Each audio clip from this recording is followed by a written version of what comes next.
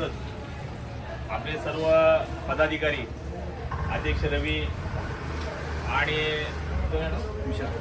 विशाल पवार आणि सर्व टीम, आपण सर्व कामगार आहोत आणि कामगारांच्या हक्कासाठी आपली महाराष्ट्र कर्मचारी युनियन सतत लढा देते.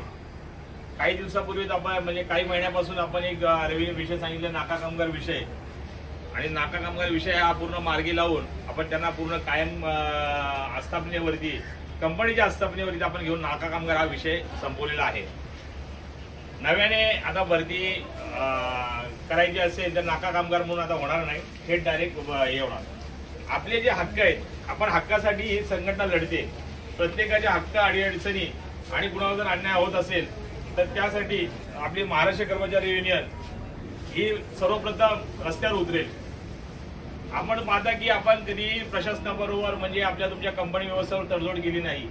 आपण पहिली वेळ ज्या वेळेला आपली संघटनेचे स्थापना झाल्यानंतर पहिली वेळ आपण व्यवस्थापनेला बाहेर बोलवून, दालनामध्ये बोलून सगळ्या कर्मचाऱ्यांसमोर आपण मीटिंग केली. त्यामुळे थोडा गालबोट लावणारे लावलं, पण त्याचा काही आपल्याला इम्पॅक्ट नाही झाला. आपण शांततेत घेतलं. त्यानंतर आपण त्या पाठपुरावा करून ते नाका कामगार, आपला विषय नाका कामगारांना आपण कायम केलं.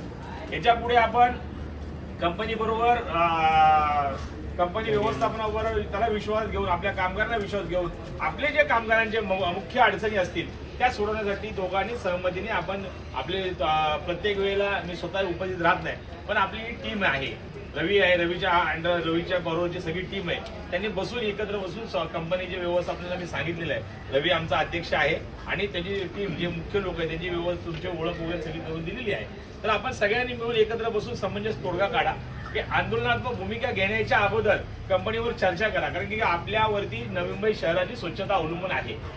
आपल्यावरती नवी मुंबई शहराची स्वच्छता अवलंबून आहे. त्यामुळे जसं कंपनीला प्रेशर आहे तसं एसआय लोकांना, सुपरवायझर लोकांना, अधिकाऱ्यांना, उपायुक्त सगळ्यांना प्रेशर असतं. त्यामुळे आपल्यावरती ज्या वेळेला कोणती आपल्याला मोठा निर्णय घ्यायचा असेल तर त्यावेळेला आपण स्वतःहून कंपनीशी चर्चा करून, कंपनी चर्चा करून कामगारांनी कमिटीला सांगावं आणि एकत्र येऊन बसून करून आपल्या बरोबर माननीय एकनाथजी शिंदे साहेब, आपल्या महाराष्ट्र उपमुख्यमंत्री साहेब आहेत, त्यांच्या बरोबर ते आपल्या बरोबर आहेत. त्यांना पण एकदा आपण भेटूया. म्हणजे काही मोठी अडचण जर असेल तर त्यांनाही आपण मध्यस्थी करून, आपण आपल्यावरती अन्याय होत असेल त्यांनाही आपण मार्ग काढण्यासाठी त्यांनाही विनंती करू. पण शक्यतो आतापर्यंत सुरळीत सगळं चाललेलं आहे. आता पगारवाढही त्यांनी आता या वेळेला चांगली केलेली आहे.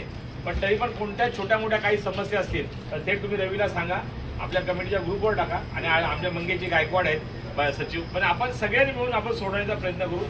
पहिली संघटना